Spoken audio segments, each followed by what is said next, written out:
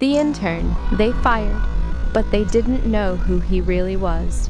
"You're just a useless little intern." The words echoed through the executive conference room. Nobody moved. The young man sitting across from the CEO remained completely calm. The CEO leaned forward, his voice filled with contempt. "People like you should be grateful for a chance to work here. You don't belong in this room." The young man slowly lifted his eyes. "I belong here as much as anyone else." He paused. "And I deserve basic respect." The CEO laughed. "Respect is earned, and right now, you're nothing but a replaceable teenager wasting my time." The young man said nothing. The CEO pointed toward the elevators. "Pack your things and leave before you embarrass yourself again." The young man quietly closed his laptop. He placed a notebook, a pen, and a small water bottle into a cardboard box. Then he stood.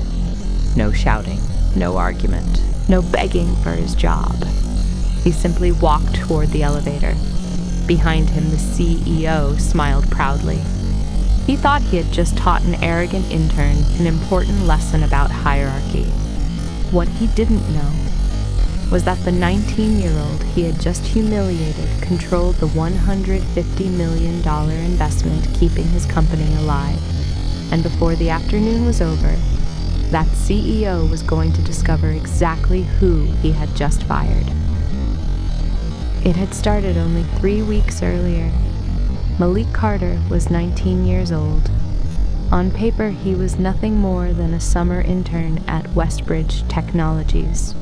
He had no executive title, no corner office, no expensive suit, and certainly no reason for anyone in the company to pay attention to him. But Malik had something most people in that building didn't. He noticed details. He questioned numbers. And when something didn't make sense, he refused to pretend that it did. That afternoon, Malik sat inside a glass conference room on the 32nd floor, reviewing data for the company's upcoming board presentation. His supervisor, Elena Brooks, was sitting beside him. She watched as Malik compared several spreadsheets. After a few minutes, he stopped typing. His expression changed. "Elena?" She looked over. "What is it?" Malik turned his laptop toward her. "Something doesn't look right." Elena leaned closer. The official company report showed an impressive employee retention rate of 87%.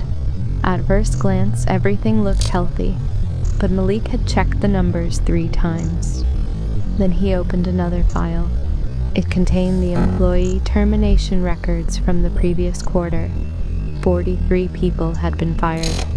Most were entry-level employees working in customer service, warehouse operations, and data processing. Elena recognized several names. Good employees, people who had suddenly disappeared from the company under what management called workforce optimization. Malik pointed at the spreadsheet. "These terminations aren't included in the retention calculation." Elena stared at the screen. "What? If we include every employee who actually left the company..." He entered the final numbers. The percentage changed.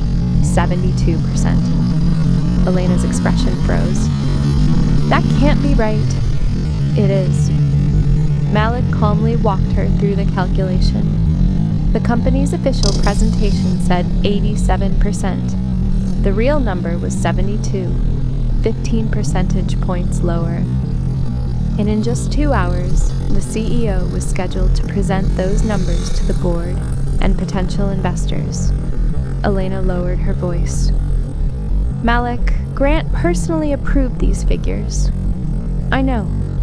You understand what happens if we challenge him?" Malik looked at her. "I understand." "Then maybe we should leave it alone." Malik shook his head. "I can't put my name on information I know is misleading." Elena stared at him. "You're an intern." "I know. And Grant is the CEO." "I know that too." Malik closed the spreadsheet, but the numbers are still wrong. A few minutes later, the CEO walked into the conference room. Grant Halbrook was a powerful man. He was the kind of executive who could silence an entire room simply by entering it. His expensive suit was perfectly tailored. His confidence was unmistakable. He looked at the laptop. "How are those retention figures?" Elena hesitated. "We're finishing the final review." Grant smiled. "Good. The board needs to see that we've maintained workforce stability." Then Malik spoke. "Actually, sir, I found a discrepancy." The room became silent. Grant slowly turned toward him. "A discrepancy?" Malik nodded. "The retention calculation excludes 43 terminated employees." Grant's smile disappeared. "Those employees were part of planned workforce optimization." "That may be true," Malik replied.